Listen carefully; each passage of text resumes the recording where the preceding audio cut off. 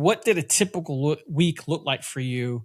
Walk me through a day at the restaurant. My head chef quits and I'm working 70 hours a week.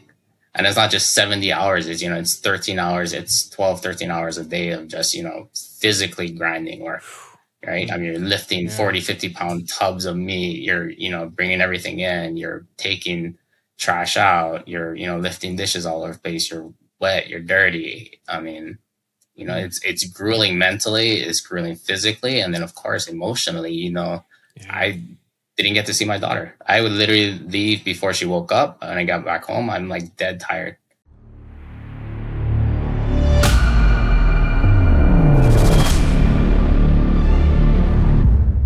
All right. Welcome to the podcast. Here we are with another episode. And today I am joined by this lifestyle architect. And just imagine for a moment, if you will, close your eyes. Unless you're driving, don't close your eyes. But imagine for a moment this amazing human being that has this beautiful family, wife, kids, and Jada has traveled the world. They go and travel, hit up Mickey Mouse. They go to Universal.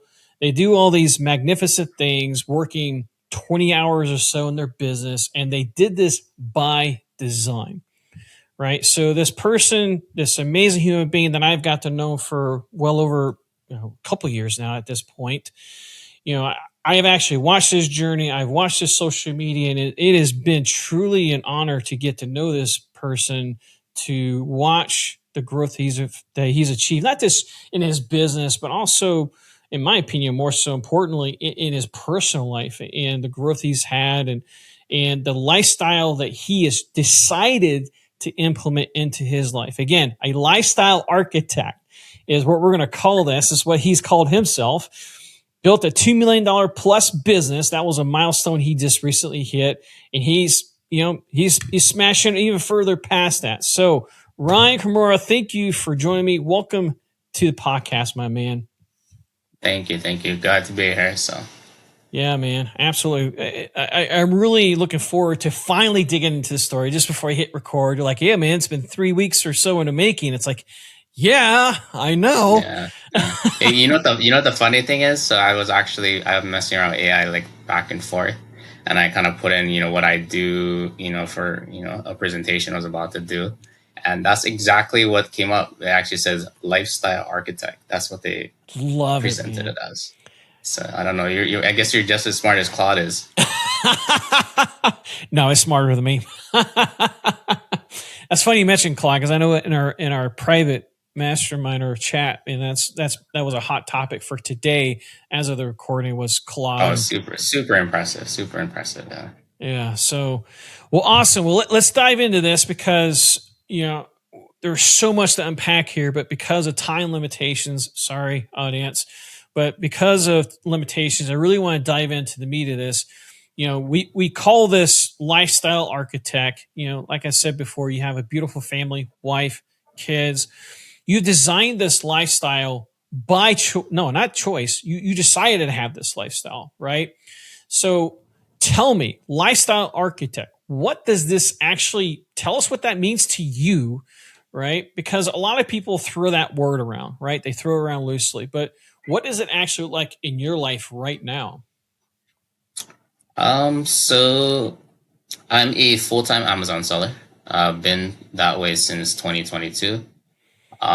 So we run everything through a prep center. So I don't touch 98% of my products. I don't see, I don't touch. We do complete online arbitrage. You know what I mean? So, I can work from anywhere in the world, pretty much as long as I have a laptop and an internet connection. I completely designed it like that. I want to be able to take trips when I want, whenever I want to, as if I see a good deal, it's time to go, let's go. You know what I mean? I love the way I've designed it is I don't want to answer to customers, and I don't want to have to answer to clients. So, Amazon pretty much takes care of pretty much everything for me. And that's why I don't do any consulting. I don't do any coaching, almost specifically because of this, right? I don't want to have to answer to anybody except for, my wife and kids, and that's about it. So, but right now we take about a vacation a month. That's almost our average. We've done long vacations, like a month long. And if you ever saw my sales, I mean, nothing takes a dip at all. You know, I completely. Yeah. I work business around my life. I don't, life doesn't go around my business. I love what you just said right there. You worked your business around your life. Fortunately, I know too many entrepreneurs, myself included. I was in that crowd for a long period of time. And unfortunately, they allowed the business to invade their personal life and invade their life, and it essentially rules their life, Mm-hmm. And I know a lot of people that's listening to this. In fact, I had another guest on a previous episode. I don't know if it's aired yet or not, mentioning the same thing. Like, he designed his business to build his life, right? He designed it around his life because to him, in this season of life, what was most important to him was having the freedom, right? Having the flexibility and mobility.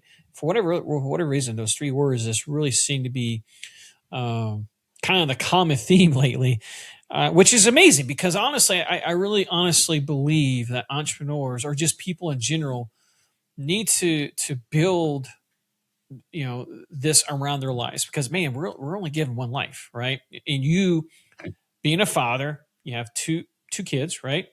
Right. And we were just talking about them in the green room before we hit the record. And man, especially as a parent, that time can, literally. Yeah. I mean, you and I have always talked about this, and, I don't know, it's partly being an older parent or, I've actually had businesses before where I talked to a lot of parents, but if not just that, like, if you don't realize that, like, I just went to lunch the other day, right? And it was actually just me and my two kids. My wife was getting her nails done. I sat down at lunch, but this lady literally came by, was her and her adult kids, and she sat down. She was probably like 80, 85 years old, right? And all she could do was literally just stare at my kids and smile. That's awesome. Because, she could just like, I didn't even have to ask her, but she already, you can already see in her head how she's like, she can already play that back in her head. It was like probably 60 years ago for her, right? Where she had those kids, but it's such a small period of time. It is, man. They grow up so quick. They do. And you never get that time back. Yes, exactly. You never get that time back. You never get that time back. And what I've learned, especially in my personal experience, I'm sure you can agree, as a parent, I don't know if it's just for parents, but I'll say this from a parent's perspective. Time has a way of fooling you that you have forever, right? It has a way of fooling you that, I'll just push this off until tomorrow, or next week. Tomorrow ends up becoming next week, and next week becomes next month, and next month becomes next year. Then, before you know it, your kids are asking for the keys for the car, and you're looking back like, holy shit, what the hell just happened here? Right. And it's not just that. I mean, we'll kind of go into it later, but you never know. Tomorrow may not come. Exactly. And tomorrow may not come, and these moments don't. And like I said, you have very. I've read. I've actually seen a couple of videos that kind of hit me lately, where your kids for literally 85% is their adults, right? And literally only 15% of their life you actually know them as kids, right? Yep. So I mean, yep. And honestly, they only want to hang out to you till they're like 12. Yeah. Let's be real. They want to hang out to you till like 12, 13, and then they want to hang out with their friends. So actually, I think it's a little earlier now, though. It might be. I probably have another like 5 more years of my daughter, 4 or 5 more years of my daughter, right? So. Yeah, 100%, man, 100%. Well, let's dive into that, because you did just slightly allude to this, but again, here you are, you're enjoying a beautiful life by design, right? Mobility, flexibility, freedom, all this in mind. But your life hasn't always been that way, right? So let's go beneath the scenes a little bit. Talk to us, even paint me this picture, of 2019, before anything broke. What did a typical week look like for you? Walk me through a day at the restaurant, because, that was your past life, right? It was in building a restaurant. So talk us through that. Well, 2019 is actually where my Amazon journey began, right? So, but 2019 was, I mean, easily the toughest year of my life, right? It was my wife and I opened the restaurant in 2016.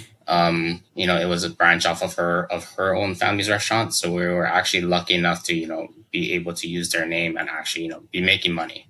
It wasn't a ton of money, but we were making it by, right? Yeah. She and I worked the restaurant. We literally were on our hands and knees, renovating the whole place, right? In 2018, we have our daughter, right? Our first daughter. So, she's staying home, and basically my workload kind of, goes up a little bit, and she's gone. Yep. But I wanted her to stay home, right? So I told her, in 2019, she starts Amazon as a side hobby. Well, in 2019, also, kind of paint the picture. The first year, my daughter's born in April. So the whole first year, I only worked maybe like 30, like a normal job, 30, 40 hours a week, right? So I get to see her. I get to see her every day, and, those time, like, they grow very quickly in the first year. Yeah. Right. So I get to see her, but I'm there for, everything, right? I'm there for almost everything. Well, kind of fast forward to January of 2019, and my head chef quits, and it was a Thai restaurant, so it's not like you can just pick up a Thai chef off the street, right? True. So I became the head chef, right? And we don't run like a, part of the reason we were able to be profitable is also because, we run very lean. I mean, we're talking about like 1-2 people in the back, one person up front.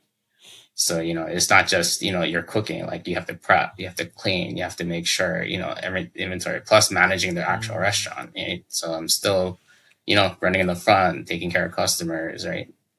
And everything else on top of that, washing dishes. Like I cannot stand washing dishes to this day because of it. So, so it goes from my head chef quits and I'm working 70 hours a week. And it's not just 70 hours, it's 13 hours, it's 12, 13 hours a day of just, physically grinding work, right? I mean, you're lifting 40, 50 pound tubs of meat, you're, bringing everything in, you're taking trash out, you're, lifting dishes all over the place, you're wet, you're dirty. I mean, it's grueling mentally, it's grueling physically. And then of course, emotionally, I didn't get to see my daughter. I would literally leave before she woke up, and I got back home, I'm like dead tired, right? And she's an 8-month-old, and I mean, I could see her for maybe an hour, right, at the most. And even if the days I could get off, I wasn't really off, because if something happened, I was right back down there, right? So I'm always on call. So it was like I never could stop working. It's like the complete opposite of where I am now. That's brutal. Yeah. And I know a lot of people, I know I can resonate with that. And, spending a period, or a season rather, grinding 70, 80 plus hour weeks, and missing, if not all of it, the bulk of people's lives, because you don't have a business at that point. You essentially, you have a job, right? Oh yeah. And it's not even paying you overtime, right? Oh God, no. Yeah, I did the math one time. It was painful. Yeah, I can imagine. Yeah, I can imagine. It was basically I was paying myself minimum wage. That's basically what it turned out to be. That's crazy. Right.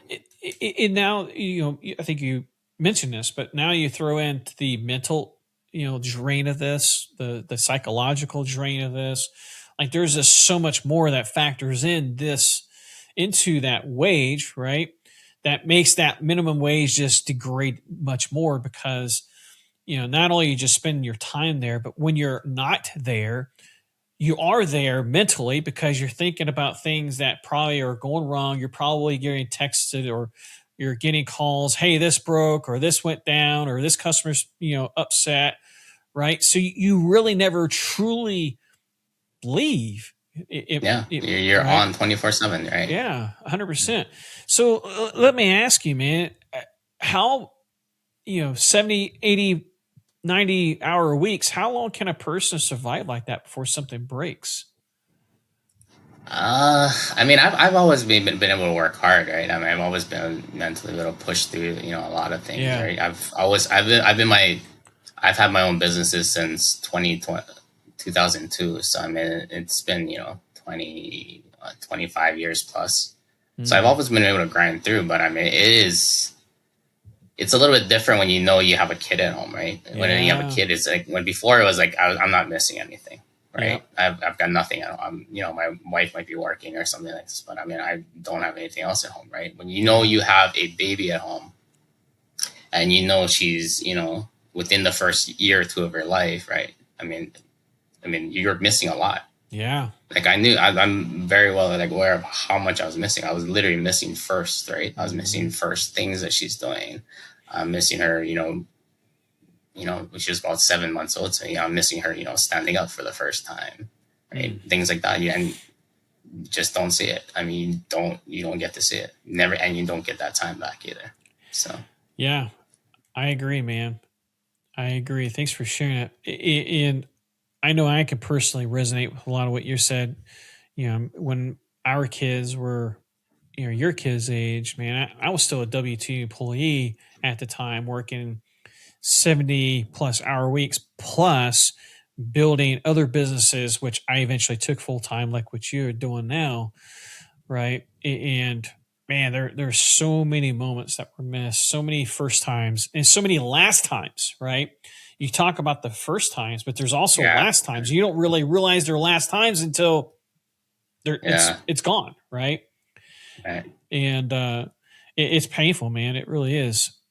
So let's dive deep into this, because you revealed in your biography or into your intake, and we talked a little bit about this before we hit the record. There is a tragedy that occurred in your life that I know it breaks a lot of people. Having a tragedy in your life, right? In the middle of everything you just talked about, in that season of life, you suddenly lost your father, right, due to a heart attack. And this was, if I understand correctly, this was even weeks before your brother's wedding, right? Right. Yeah. Take us there, man. Take us there to that moment. Take us to that period of life. What happened, man? So I mean, like I said, in January was when everything kind of started for me, as far as having to work a ton, right? I mean, I'm working day in, day out. And this happened in May. I remember, pretty clearly. It's one of those, defining points in your life where, you kind of, before and after. Yeah. Right? So the tough part about it is that it was it was actually 5 days before my birthday. And he actually had warning signs ahead of that, right? Where my brother's fiance was calling. She's a nurse, right? And she's calling and saying, hey, your dad's having some chest pains, but he won't go to the doctor. Right. So I remember specifically talking to him on my birthday about this. Right? It's like, hey, Dad, you should really go to the doctor. You're not the youngest. We're not the youngest anymore. You might want to get this stuff checked out, right? So, and then you go 5 days later, I get a phone call that, hey, your dad's having a heart attack. Right. And this is in Hawaii, so of course, there's 5-6 hours behind us. Yeah. And this was, probably 6 o'clock at night. I remember we're coming home from the beach, right? So I'm just thinking about it the whole time. This is actually one of the few days I actually took off, right? I was actually able to be off. And then, of course, I was like, you're thinking about it. I went to sleep, woke up in the morning. My brother's calling me and saying, hey, your dad didn't make it. Oh, man. Right? And literally, this is the beginning of May. He was supposed to, and then my brother's wedding was in the Bahamas. And granted, like I said, this is Hawaii. I live in Florida. I only get to see him, once, maybe twice once every maybe 2 years or something like that. This is a big trip, right? This is a very big trip. Yeah. So, we're all, about to have a celebration, literally about to see him in less than 2 months, and all that happened, right? So, and my dad was my mentor. Right. And not just a mentor, he's the patriarch of our family. Yeah. I mean, he's the guy, right? The guy that's responsible that took care of my grandparents and took care of my uncles, right? And took care of everybody, right? The entire time, right? Besides having everything, not just mentally, financially, he was the person, right? So, having to do that. And then, it's a little bit different when someone's sick, right? Because you kind of have time to prepare. Yeah, it's true. When it happens instantly, like, it's a complete shock. And then, no matter how prepared you think you are and you have everything set, like, it's just chaos, right? It's just chaos. And, you just emotionally, you never, it's such a shock. Like, it's, it took months to recover. Hey, real quick before we keep going, if you've been listening to this conversation and something hit a nerve, if something we talked about made you pause, or you felt that little tug in your chest, like, man, that one was for me, I want you to lean into that for a second. Don't just brush it off. Because here's the thing. Conversations like this, yes, they're great. And I love doing this show. I really do. But if I'm being real with you, a conversation can only take you so far. At some point, you got to stop nodding along and actually do something with that feeling. So here's what I want you to do. I want to personally invite you to something we built called the Reforge Challenge. It's a live 5-day experience I created specifically for people like you, high performers who know they're capable of more, but something got knocked sideways and your old playbook just stopped working. Or maybe life smacked you in the face with a 2x4 that you just didn't see coming. Maybe the fire just dimmed and you can't figure out how to reignite it. 5 days, 5 real identity shifts, live coaching, real community, and the kind of honest conversations that actually move the needle. Not just another thing you consume and forget by Friday. Listen, you're not broken.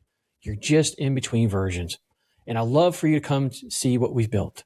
Head on over to reforgechallenge.com. Again, reforgechallenge.com. Check it out. See if it speaks to you. And if it does, I'll see you inside. All right, let's get back to it. I can imagine, man. Thank you for sharing this. You sharing this, now I understand the emphasis why you place behind, having your heart checked, right? Before you hit the record, you and I were sharing, about my heart problems that I've been having, even just as recently. Last week I was in hospital again for a heart episode. You're sharing, the journey with your wife and your daughter, that they had, some it wasn't your daughter who was having complications with the heart. It was your wife. My wife, yeah. So I can see this being ultra sensitive to you now that, and those that are listening and or watching, please, listen to what Ryan is saying, because you only have one heart. And and and that was really hard to. It's part of the grieving process, right? You're trying to recollect things, but literally talking about somebody, exactly talking about them 5 days before it actually happens, right? And you're literally telling them to go and get it checked out, and then that happens, right? You have this like guilty feeling, of course, of why didn't I push harder, right? Why didn't I make him go do it, right? And and that was just multiple people in my family, right? Everybody kind of thinks of something like that, because it wasn't like it didn't have a warning. There was a warning, and we just didn't push hard. It felt like we didn't push hard enough to, make him go do it, right? Yeah, I can understand that, man. I can see your perspective in how we can hold ourselves in that guilt trap, if you will, holding yourselves captive because, man, if I just pushed hard enough, if I just, fill in a blank, right? And I think that's with every tragedy. We can only see in the hindsight, man, I wish I had done X, Y, and Z. Right. At the end of the day, and I know you know this, but but it is too easy to hold ourselves captive by guilt, because at that point, hindsight's always 20/20. Yes, there's always things you could have done differently, but you did at that time, you did the best you could, right? In that time, in that season, as well as everybody else. At the end of the day, he decided. It was his choice. Yeah, it was his choice, right? And I've come to accept that, right? Yeah, 100%. Yeah, when somebody shares something like this, right?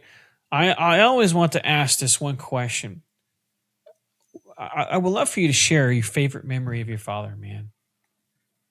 Mm-hmm. So, what is a favorite memory that you have of your father? Because I want to honor him in that favorite memory. I could probably say I was really close to my dad, right? So I can feel that. I just remember being probably my son's age right now, right? Just about 4, right? And we always used to do like cool stuff. Like I grew up kind of in the country, right? So we always able to do like, we scout in the woods, ride ATVs, awesome. Go out camping right by the ocean, right? Things like that. But I remember being small enough where I was in the cab of his truck, which was like a bench seat, right? It's like one of those old school Toyota trucks, right? And I went to sleep, right? So of course, I used to play hard. I always wanted to, you're tired. You're 4 years old. I'm very active, right? And my dad's, always. And I've got 2 older brothers, right? But I remember just laying on his lap while he's driving, and just feeling extremely comfortable and safe, right? So, yeah. Wow. Thanks for sharing that, man.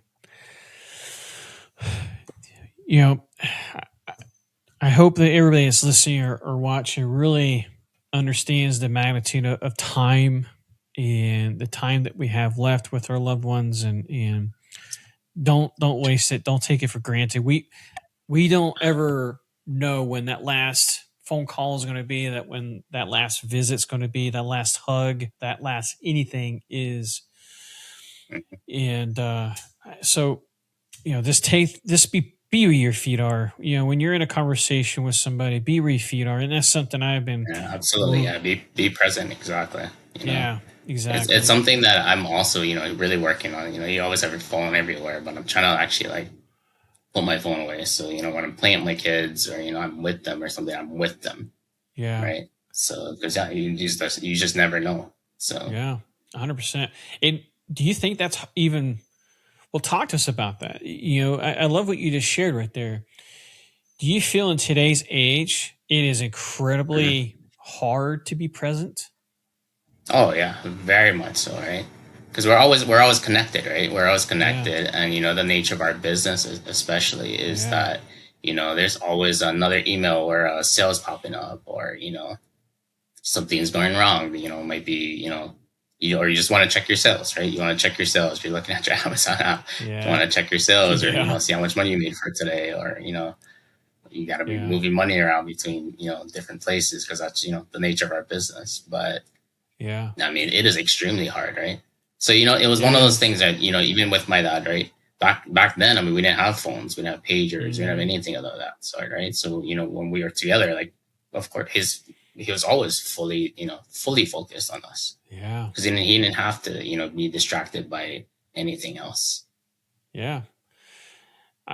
That's a great observation, man. I think in today's times, it's even worse. And I hate to see what 10 years from now, or even 5 years from now is going to be like. I mean, in the rapid evolvement of social media and everything that's constantly pulling for attention. Now we've got AI, so many things that's pulling out our attention. It is so much more detrimental to take heed to your advice, to what you said. Just be where your feet are, put your phone away, put it in another room. Because in my experience, I'm sure you could agree that, man, if it's in close proximity to you, by nature, you're going to want to grab it. Exactly. You're going to want to go there, right? It's the dopamine hit of just, constant. And most of the time, it's not even stuff that's even relevant. Like, what's more relevant? Like checking on Facebook, or is it is your kid in front of you that wants to, wrestle with you or something?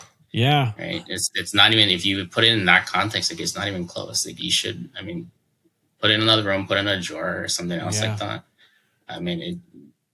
It's not worth it. Agree. One thing I found, I'd love to hear your take on this, especially as an entrepreneur, when you have, and I think this is also the consequence of being an entrepreneur, and this is something you have to be super cognizant of.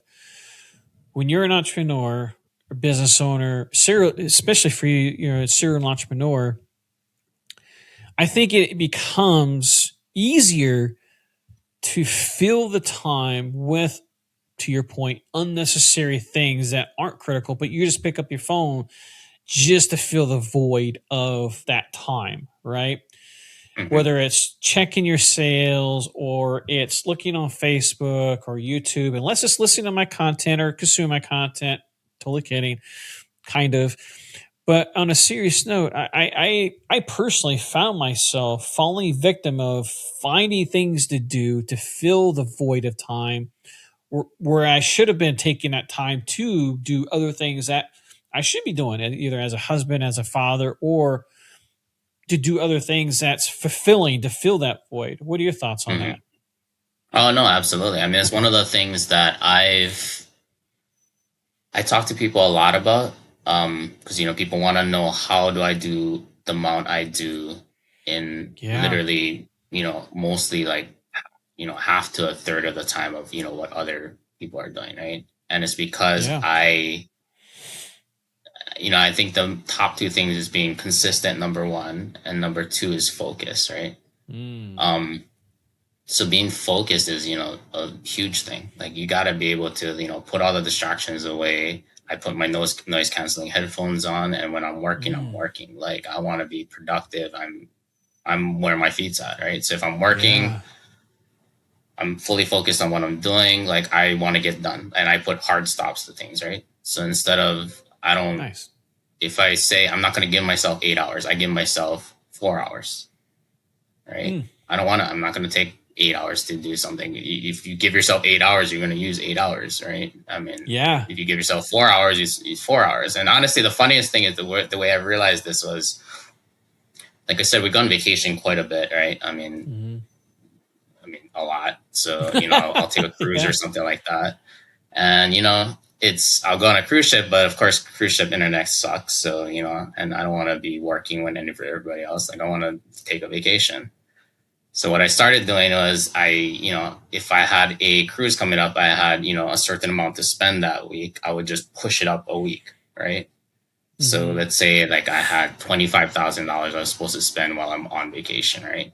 I don't want to do that on vacation. I want to actually be on vacation. So, I push it up the week before. So instead of doing 25,000, I'm doing 50, right? And I realized, hey, I can do 50 and 40 hours. Why can't I do a normal week in 20 hours? Yeah. Right. So, I mean, it's just, that's a great, that way. Yeah, that's a great observation that you just pointed out. As you're saying this, it reminds me of what Mike Michalowicz, I'm surprised I was able to pronounce that, too many syllables. He founded the system Profit First, and he's created multiple books, Clockwork, Profit First, and various others, right? But he demonstrates this law, or he articulates this law. I forget the law or the name of this law, by name. But the concept of this, to your point, is you're going to consume whatever it is that you're given. Case in point, we're all in school at some point in our lives, right? So if we're given 2 weeks to do a book report, guess how long it's going to take us to do that book report? 2 weeks. However, if the teacher's, on that same book report gave us 2 hours to do a book report, how long do you think it's going to take us to do that book report? 2 hours, right? I love how you use that law. I don't remember what it was off the top of my head, but I love how you intuitively. I believe it's Parkinson's law. Right. Yes, I think you're. Yes, law, Yep, that's right. It is. Thank you. So I love how you adopted that to your life. It's like, okay, I'm going to cram all of this and only allow myself 4 hours to get this task done or this day done, because to your point, and I think this helps to focus. What you were talking about earlier, because otherwise, if you just give yourself 8 hours, you're going to find things to distract yourself with, whether it's getting on social media or it's checking your sales or whatever else that doesn't directly contribute to the task at hand to achieve those milestones, right?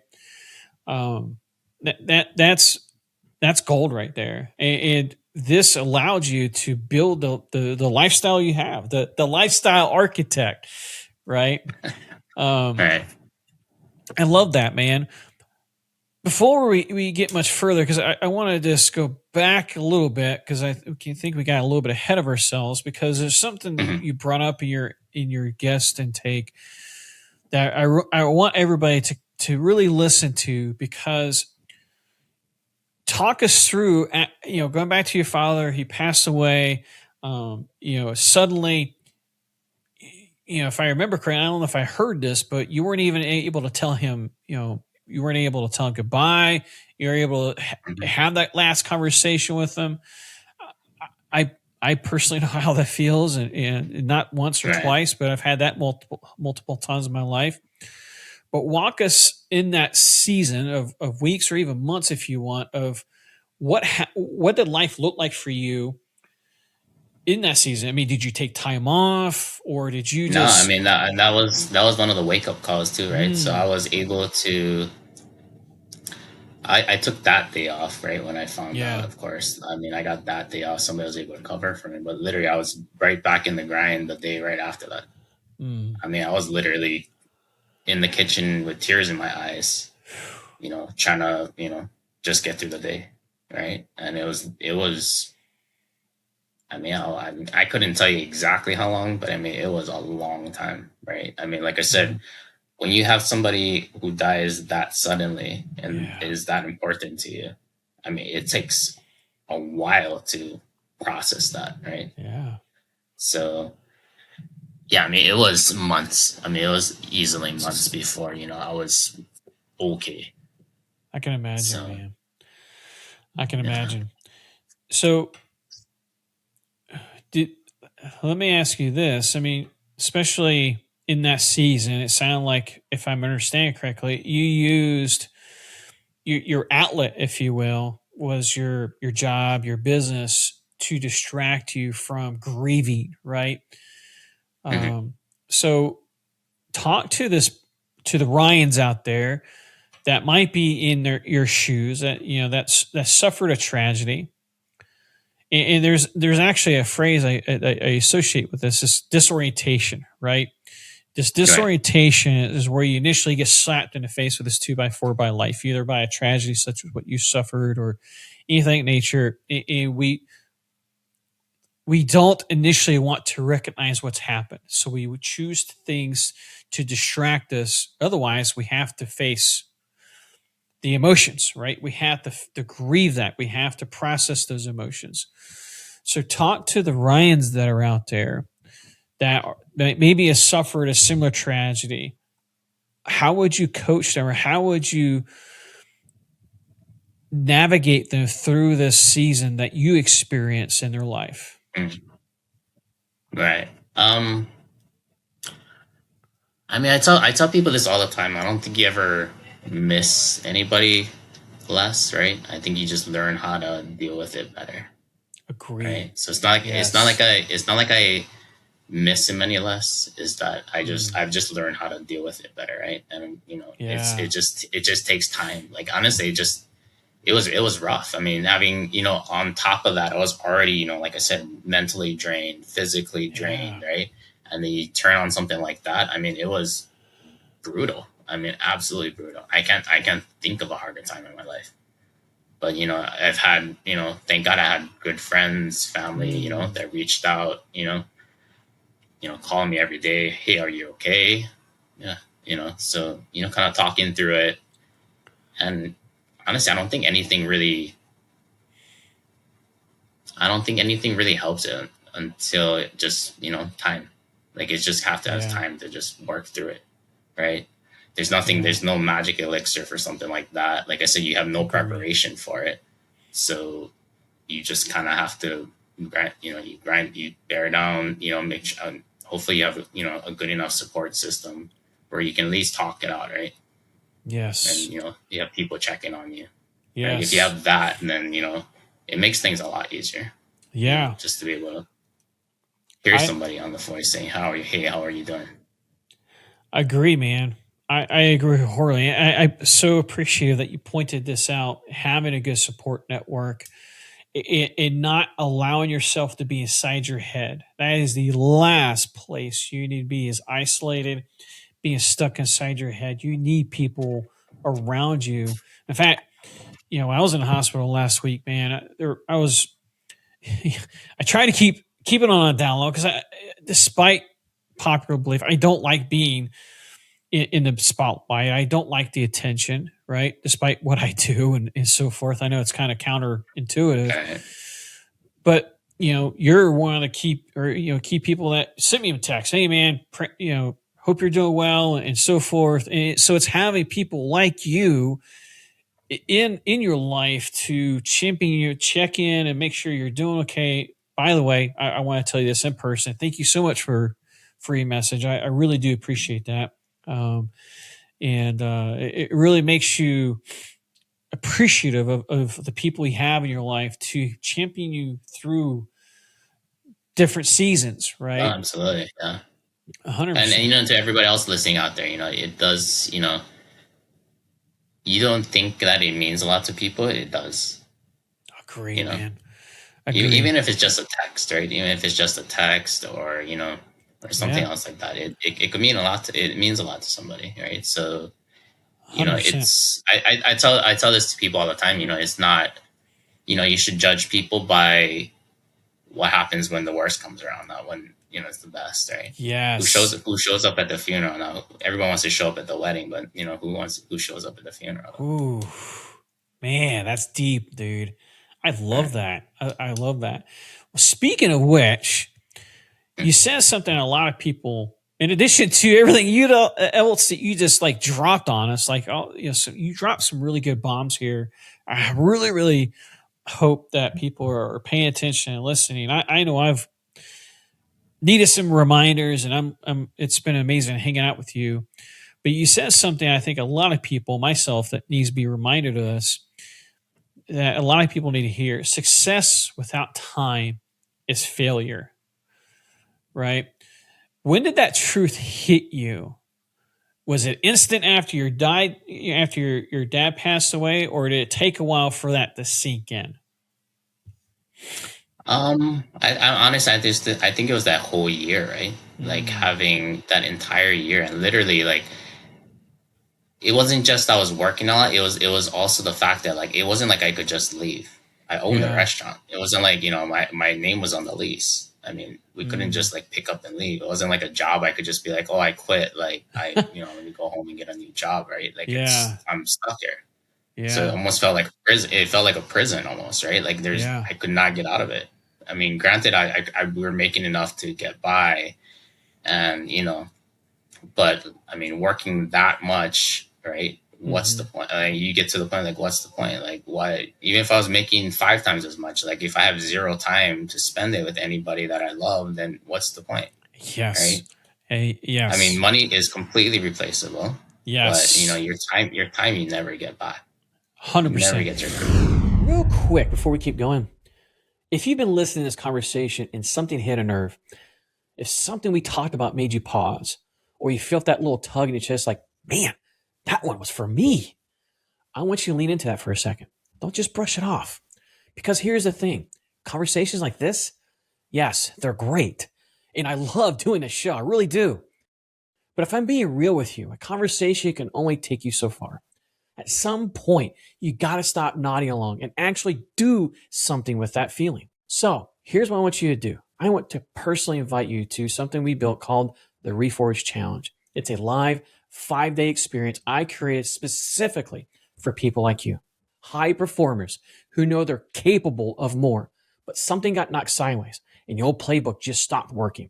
Or maybe life smacked you in the face with a 2x4 that you just didn't see coming. Maybe the fire just dimmed and you can't figure out how to reignite it. 5 days, 5 real identity shifts, live coaching, real community, and the kind of honest conversations that actually move the needle. Not just another thing you consume and forget by Friday. Listen, you're not broken. You're just in between versions. And I'd love for you to come see what we've built. Head on over to reforgechallenge.com. Again, reforgechallenge.com. Check it out. See if it speaks to you. And if it does, I'll see you inside. All right, let's get back to it. 100%. There's something I heard from a client I used to work with a long time ago. Time and energy is something we need to be ultra conservative, because those are things you can never replace, is time and energy. Money, man, dude, we can make more money. I mean, look at the government, right? It's printing money left and right. We all have our opinions about this, but not to get political or anything. But to your point, man, time and energy is precious. We have got to protect that as though our lives depend on it, because it does, right? It does, right? Absolutely, it does, right? So let's get up on this upswing, because you alluded to something, that something had to change, right? You couldn't keep going like this. You couldn't keep grinding like this. You had this realization that, this life was destroying you. Not just you, it was destroying your psyche. It was destroying your family. So, what was the real move that you made? Because I don't think it was the Amazon business. Yeah, maybe it was. But what was the real first move that you made? What was the first thing actually you changed to pivot? I honestly, it was actually Amazon. So, like I said, we did start Amazon in 2019, but it was a side hustle, right? It's something my wife was actually doing. So, we're kind of pushing this along. Even with all this stuff going on, we're still kind of like, kind of pushing this along in 2019. But then 2020 hits, right? And everything shuts down, right? Except for Amazon. So, right, except for Amazon, exactly. So our restaurant actually shuts down in, what was it, February, right? Yeah. Not shut down, but basically we go to a takeout only. Yeah. So it goes to I don't have to be there 70 hours a week. I only have to be there maybe 40 to 50 hours, like 40 hours a week, right? So and for me, that's, now I got an extra 30 hours on my hands. Like, what can I do, right? Yeah. But I'm looking, and then I'm we're kind of moseying along, and then, but I actually remember this specifically. I remember seeing a post from Jimmy, and Jimmy was blowing up at that time, and he's saying, "Hey, I'm doing $100,000 in revenue a month," and that was just like mind blowing, right? For me, like I hit my first 10,000 month in like December of 2019. Nice. Like doing $100,000 a month was just like mind blowing. I'm like, how is this even possible? Yeah. Right. But then you have to see it. When you actually see it, when somebody actually sees it, and you can actually see it's possible, then, your mind starts opening up. Yeah. So literally I'm taking his replens course in July of that year. And instantly we find a couple things that like take us from 10,000 a month to up to 50,000 a month. Wow. Instantly. 2 products. Literally 2 products takes us from 10 to 50. And then I'm less like, I'm pushing this. I'm pushing this sold. As hard as I Let's can. Go. Yeah, exactly. So, I'm just like, I'm going to push as hard as I can, right? So I'm pushing it, and, our restaurant stays, halfway closed for, months at a time. Yeah. So, if I'm of course making way more money at Amazon than I am at the restaurant. And I know what it could be, because I have this complete freedom of, I can go out shopping when I want to go out shopping. I'm not beholden to, being at a location. Yeah. Yeah. That's true, man. Those are listening. Jimmy, he's referring to Jimmy Smith. He's a good buddy of mine. We've known each other for, almost 10 years now. Talking about time flying. I can't believe it's been almost 10 years. And so he's got amazing content. So if those are interested in what Ryan's doing, either hit Ryan up or hit up, Jimmy Smith, and he's got a lot of content. And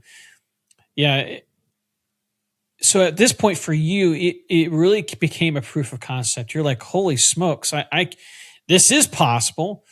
And so you went all in, right? You decided to go all in, and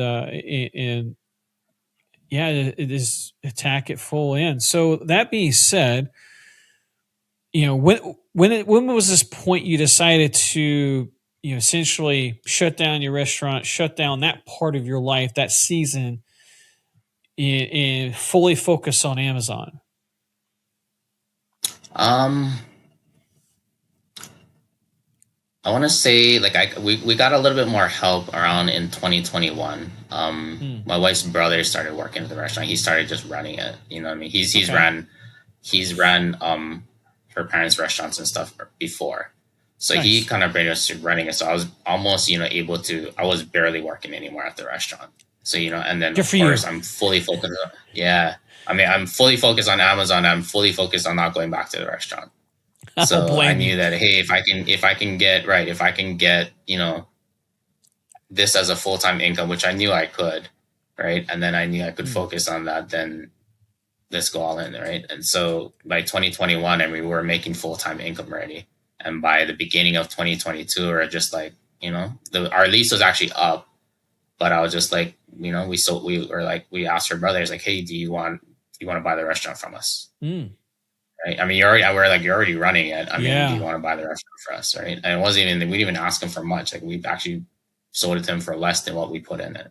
Yeah. And we're just like, we're done. Right. And then, the rest is pretty much history. I mean, we go from, RA over to OA, of course. And then, because I already saw you could even have more flexibility that way. Yeah. Right. And then, of course, I'm done prepping. So I send everything to a prep center. Yeah.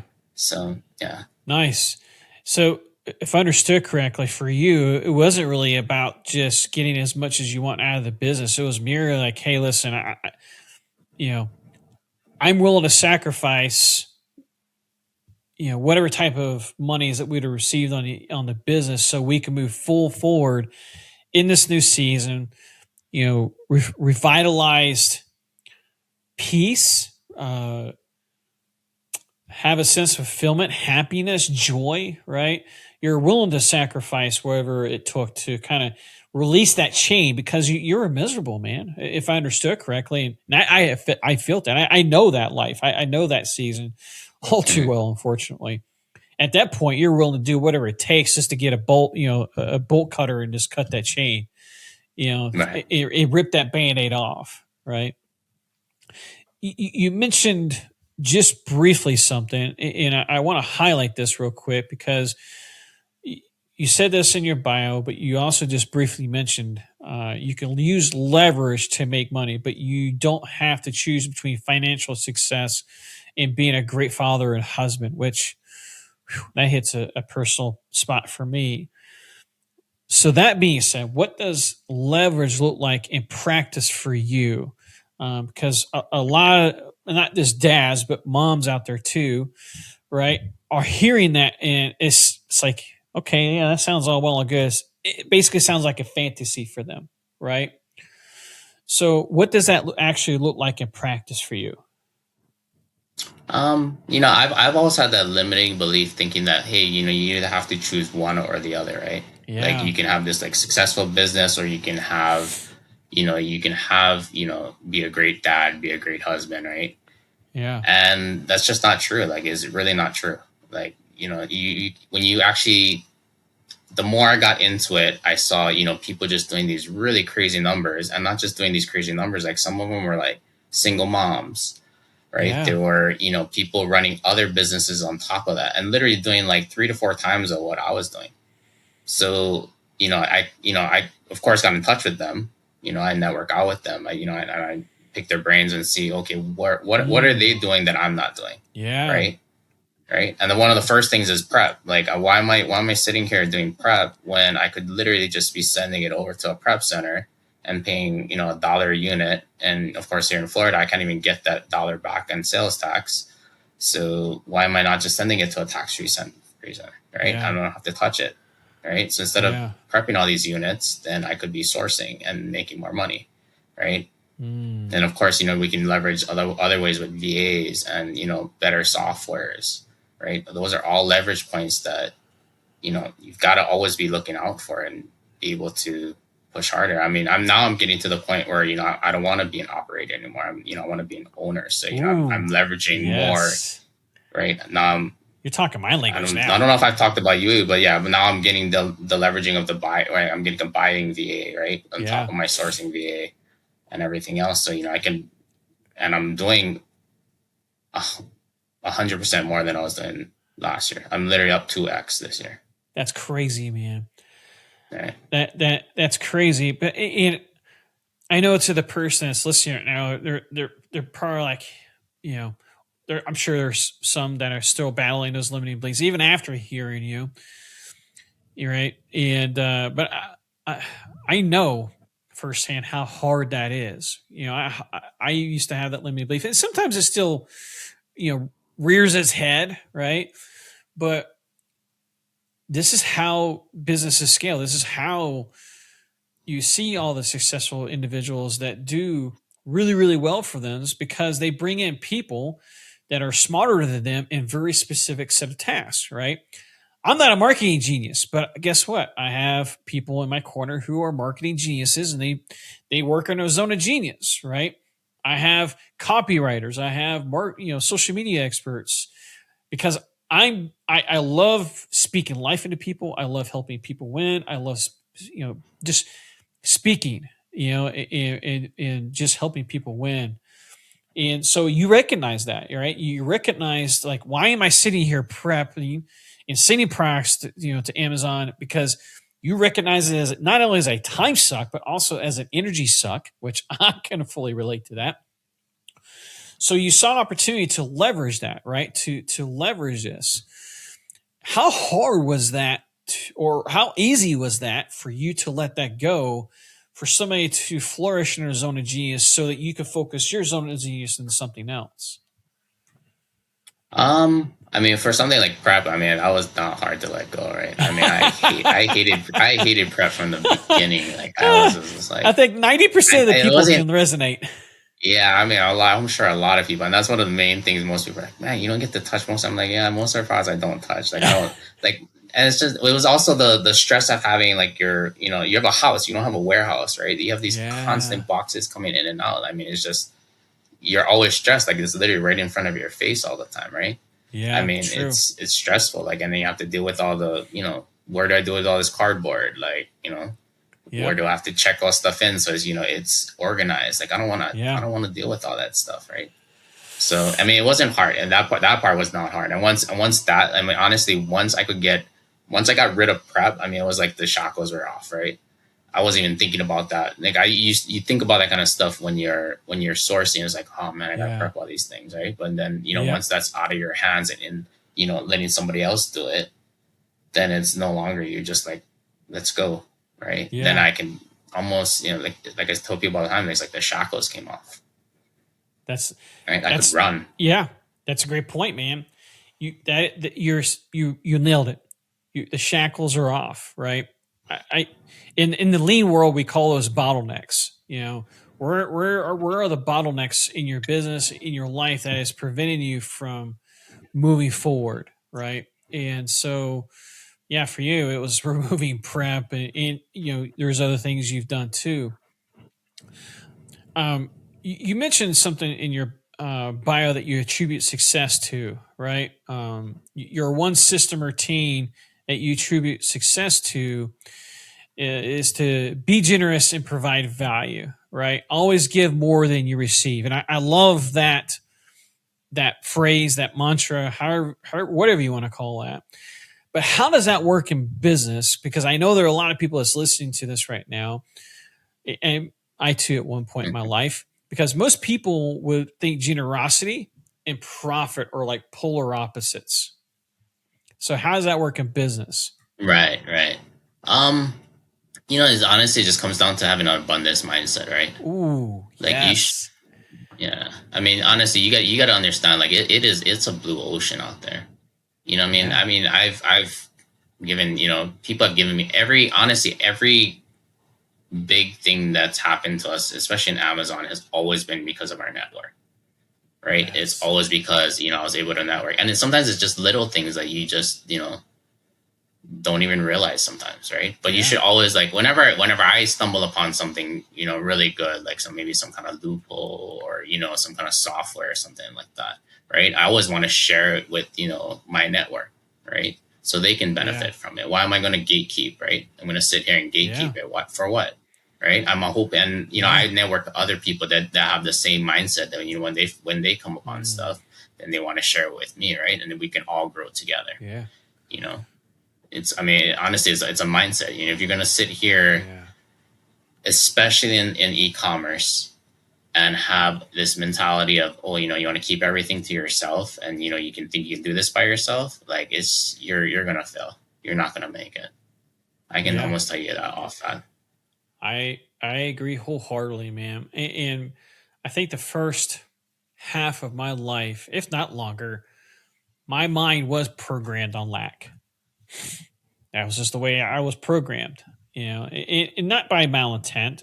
It was a protection mechanism. And this is what I see in a lot of entrepreneurs now. the many that I've worked with and still continue to work with, is reprogramming their minds to see abundance, because our brains are programmed to see, is programmed to see whatever is important to us, right? So if it is now important for us to see abundance, well, guess what we're going to see more of? Abundance, right? And that's what you've done is like, hey, I want to focus on abundance, because there is a huge amount of abundance. Just because you win more doesn't mean I'm going to win less, right? We both can win continuously in life. Yeah, I mean, it's not right. It's not a zero sum game. Yeah, I mean, it's an expanding pie. Yeah. So I mean, I love pie too. Yeah, there's no right. Right. I hope my tumbly is not, as we're talking about pie, my tumbly is rumbly right now. I'm sure my microphone probably picked it up, but you're right, man. It is an expanding pie, and everybody that's probably listening or watching, I want to challenge your belief in this, right? Walk through this exercise just for 30 days and always, look at what you have and be grateful for that, because the more you're grateful for what you have, guess what? The law of attraction, the creator, God, whatever it is that you believe in, your faith, or the law of gratitude is always going to reward you what you focus on. Your brain's going to, just constantly find those Absolutely. things. Yeah, I mean, that was what Tony Robbins always says, that, right? What's wrong is always there, but so is what's right. Yeah, 100%. Right? So I mean, that's one of the main things I always try to actually stay away from too. Is all those, all the Amazon haters, like Amazon's trying to get us and this and that. Yep. I'm like, come on, guys. Like, I mean, you want to sit here and waste your energy on that, then go ahead. But you have honestly you have no control over it. Yeah. These fees and things you have no control over. You have no control over what they're gonna do. Yeah. So just roll with it and pivot and move on. Agree, man. Agree. As we start to wrap up, man, I want this message to be all the fathers out there, all the dads and moms out there. Don't think that you can't adopt this, but because Brian and I have this father relatability, my dude, I want you looking in the camera, and I want you to talk all of the dads out there, because you have a message for the dads out there who think they have to choose between financial success and spending time with their family. And for the longest part of my life, someone's peeling some onions around me. I thought that had to be for me, right? I thought I had to choose. Sorry. So what's going through your head? What is this message? I want you to look at the camera and talk to all the dads and fathers out there that think they have to choose. What is it? What do you want to tell them right now, man?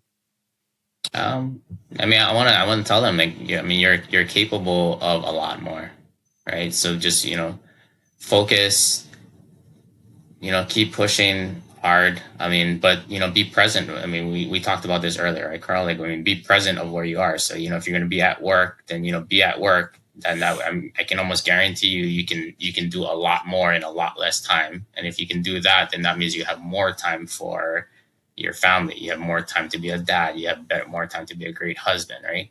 Yeah. So, be very conscious of what you're doing with your time, and be completely focused on wherever you're going to be. So if you're playing with your kids, then play with your kids and be completely focused on that. If you're working, be completely focused on working, right?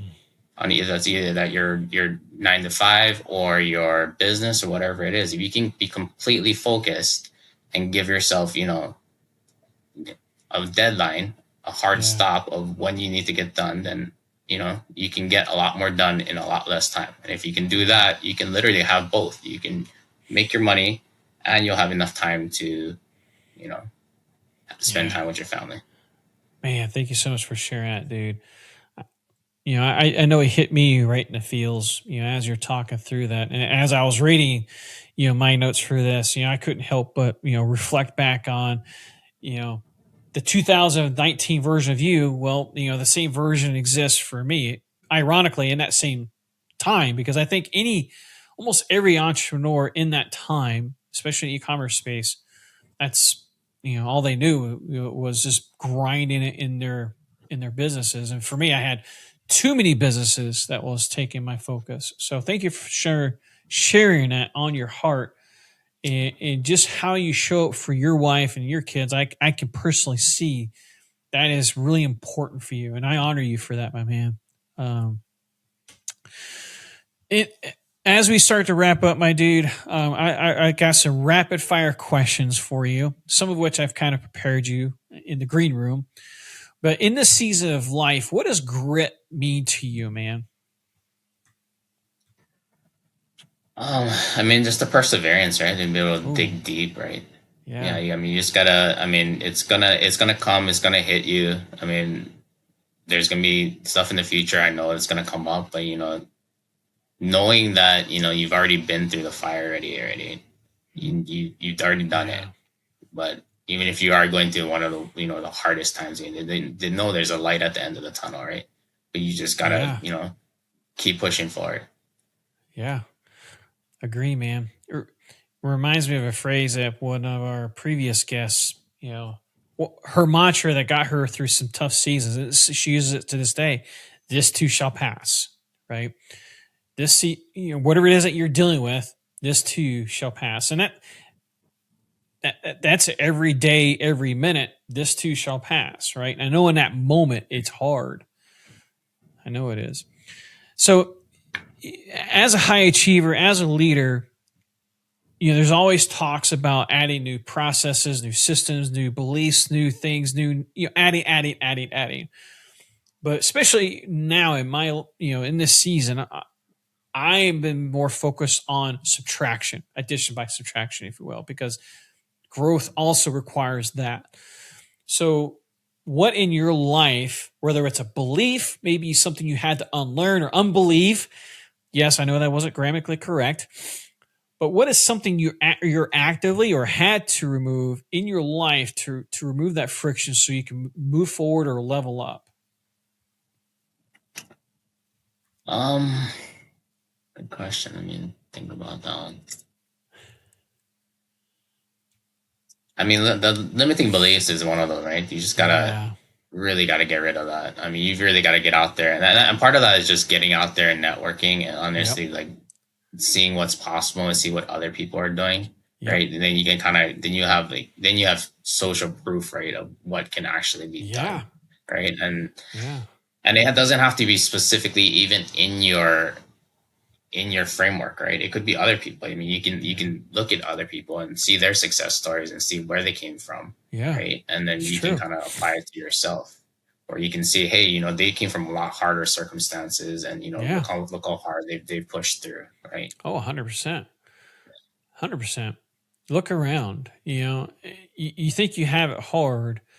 Stop what you're doing and just look around. I can think this is one of the privileges I have in doing what I do in this podcast, because I'm reminded of this. I had another guest talk about, where he was in a part of the world that he couldn't disclose it, on the show, but he was in a part of the world that they didn't have shoes. They didn't have anything, right? If you wanted shoes, they would have to take them off of corpses, they would find on the side of the street. So he's instantly reminded that, life may suck for you right now, but guess what? There's people that's got it way worse than you, right? And ironically, they're probably happy because they understand, as long as they're able to think, breathe, and so forth, that life is good. There's always an opportunity. There's always a chance to improve your life. You just have to put intentional focus into that. So I prepared you for these last two questions in the green room. So hopefully you had some time to think about these. So what is one quote or directive that you find yourself repeating to yourself to get through a dark moment or dark season or something, just to say, man, I'm going through some thickness right now? And you tell yourself this mantra. What comes to mind? I mean, I don't know if it's even specifically for this, but I've shown it to you before because it's actually on my vision board, right? And it's something, right, that Tony Robbins always says too, right? Focus is power. Yes. Right. Yeah. I mean, if you can focus and be able to just and even when all the chaos coming around you or all the distractions we have in this road, if you can focus, like it's extremely powerful. Like I tell this to my daughter all the time, right? And I'm always telling her, focus is power. Like focus is power. Like it's not knowledge, it's not, money, it's not any of those things. It's literally focus. It's literally being able to block everything else out and be able to focus on your task at hand and be able to execute and get it done. Yeah. Love it, man. I agree wholeheartedly. Whatever you're focused on will live, flourish, and whatever you don't will die. That's in every part of our lives, man. Awesome. Well, that's the last question. It is a 2-part question. I'll ask the last part first because typically I will forget. I've actually been reminded by the guest, hey, you want to know my question? So I'm going to ask this for you first. I always love to give an opportunity to my guest to ask my future guest one question. Could be associated maybe a season of life that you've dealt with that you were like, man, I wonder how somebody else would have handled this, or what something else means to them, or whatever. So what is one question that you would love to ask my next guest? And by the way, those that are listening or watching, they have no idea who's next, right? So it's completely anonymous. And so far, this question has landed perfectly. So what would you like to ask my next guest? So you get to see the future and you get to see your death. You know exactly. It's 2 days from now. Last day on Earth tomorrow. Where do you go and who do you see? Oh, wow. Wow. That's deep. That should be enlightening and who really matters, right? Yeah. Yes. It wouldn't be that. I don't think that'd be that many people either. Agree. And I'm looking at the guest lineup, and to my point, so far it's been perfect. Love it, man. That's deep. I'm actually looking. I always look forward to these episodes, but I'm especially looking forward to this next one because I can't wait for this one. All right. The question that was asked of you, by my previous guest. Again, he has no idea who my lineup was, right? But for him, he suffered some tragedies and he had to go through dark seasons, and it really helped him to get perspective of why he wakes up every morning, right? And his question for you is, why is it, or what is it that you wake up for currently in this season of life? What is it that you're working for? Why do you wake up? Yeah.